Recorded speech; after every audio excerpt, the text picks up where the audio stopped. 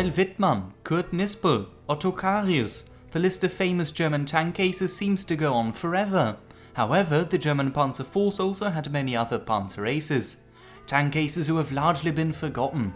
Today we will take a look at the exploits of one of these unknown German Panzer Aces, Wachtmeister Siegfried Freyer. Siegfried Freyer was born on the 11th of February 1917 in Wojnasem, a town in former East Prussia or current northeast Poland.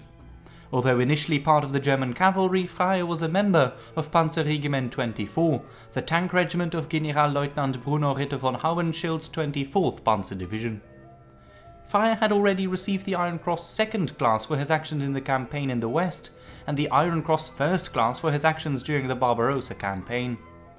The 24th Panzer Regiment was sent east in May 1942. At the start of the summer, the regiment had among others 12 Panzer IV Langs, which was a Panzer IV with a long-barreled 75mm gun. Wachtmeister Freyer was in command of one of them. He commanded the Panzer IV F2 with turret number 434 in the 4th Squadron.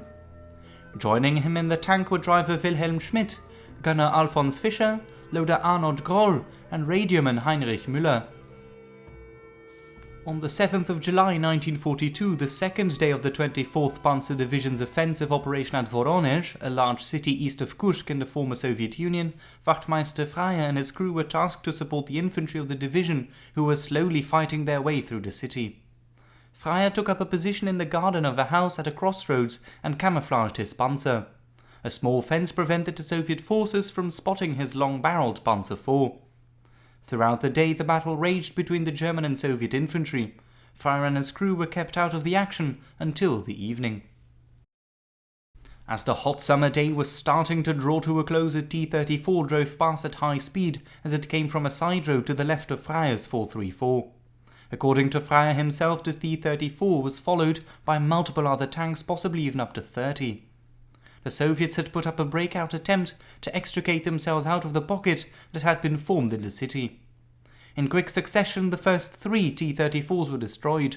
However, troubles arose for Freyer and his crew as a 75mm gun shell case had jammed the breach. Commander Freyer and driver Schmidt got out of the tank as fast as possible, screwed the barrel cleaner together and pushed the casing out of the breach. The Soviet tanks meanwhile fired blindly in the immediate location of where the 434 resided in the garden. One of the shell fragments wounded loader Groll to the head, so that the radioman Müller had to take over. However, with the gun fixed, the crew once again set about to destroy the Soviet tanks that popped up before them.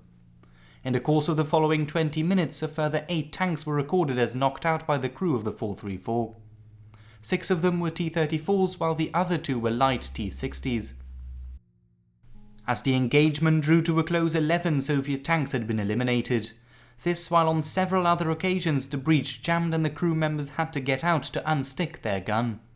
In the darkness lit up by the burning wrecks of the tanks they destroyed, Wachtmeister Freyer and his crew were relieved by the rest of the 4th Squadron and brought back to the regimental command post to the south of Voronezh.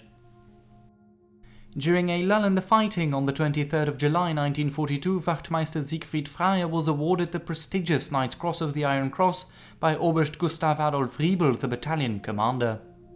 All other crew members were awarded with the Iron Cross 1st class. Schmidt was unfortunate enough to miss the ceremony as he was still in hospital recovering from his head injury. Siegfried Freyer, later promoted to Oberwachtmeister, survived the war. He lived to the ripe old age of 97 and died in 2014. 2 other crew members were less fortunate. Both radioman Müller and driver Schmidt went missing in January 1943 during the vicious fighting in Stalingrad. Unfortunately, I don't know what befell gunner Fischer and loader Groll, although it is likely that they too survived the war. This was the AceDestroyer. I hope you enjoyed this little video about an unknown German tank ace. If you did, don't forget to like and subscribe for more, and I hope to catch you in another video. Cheers!